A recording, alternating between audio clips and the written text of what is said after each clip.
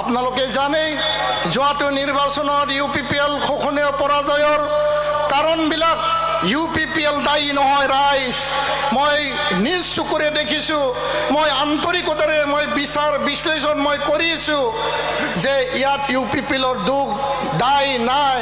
মিছা কথা কোৱা, নোহোৱা কথাবিলাক কোৱা, ভয় ভাবুকি দেখুওৱা, মিছা কথা কৈ পেলাই ৰাইজৰ পৰা ভোট আদায় কৰিহে কোনোবা জিকি গৈছে আৰু আজি এই স্থানত অধিষ্ঠিত হৈছে।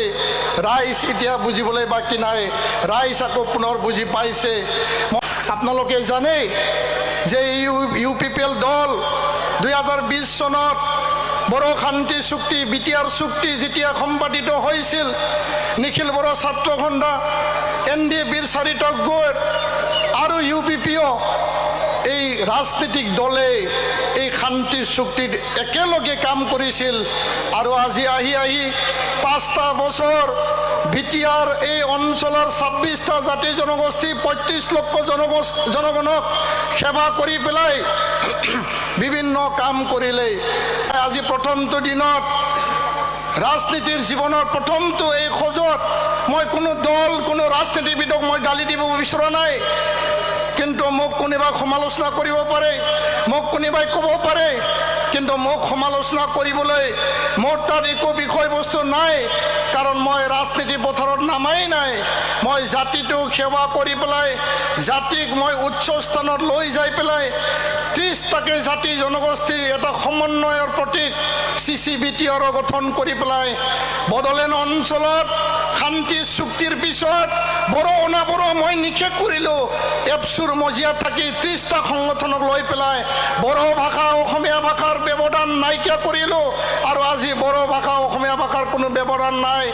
এই অঞ্চলত বসবাস কৰা ক্ষুদ্ৰ ক্ষুদ্ৰ জনগোষ্ঠীৰ ক্ষুদ্ৰ ক্ষুদ্ৰ ভাষা আমি শিকিব লাগিব, জানিব লাগিব, আৰু আমাৰ মান সন্মান এই ভাষা এই জনগোষ্ঠীৰ প্ৰতি আমাৰ সদায় আছে। আপোনালোকৰ বহুতো দুখ বেদনা সমস্যা আপোনালোকৰ জীৱনত বিভিন্ন সমস্যা থাকিব, আৰু এই সমস্যা মই বুজি পাওঁ।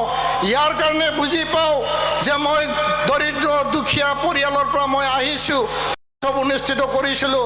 উপেন ব্ৰহ্ম আমাৰ আদৰ্শ হয়, দৰিদ্ৰ শ্ৰেণীৰ আদৰ্শ হয়, পিছপৰা শ্ৰেণীৰ আদৰ্শ হয়। উপেন ব্ৰহ্মৰ প্ৰতিমূৰ্তি নতুন দিল্লীত স্থাপন কৰিলোঁ, তাৰ নামত আমি ৰাস্তা স্থাপন কৰিলোঁ, আৰু ইমান ডাঙৰ ডাঙৰ কাম, ইমান ডাঙৰ ডাঙৰ সিদ্ধান্ত মই লৈ আহিছোঁ ৰাইজৰ স্বাৰ্থত, জাতিটোৰ স্বাৰ্থত, সমাজৰ স্বাৰ্থত। আৰু এই ওদালগুৰি ৰাইজক, ওদালগুৰিবাসী, ওদালগুৰি জিলা, বড়োলেণ্ডৰ 5টা জিলা 35 লক্ষ জনগোষ্ঠীৰ স্বাৰ্থত মই কাম কৰি যাম।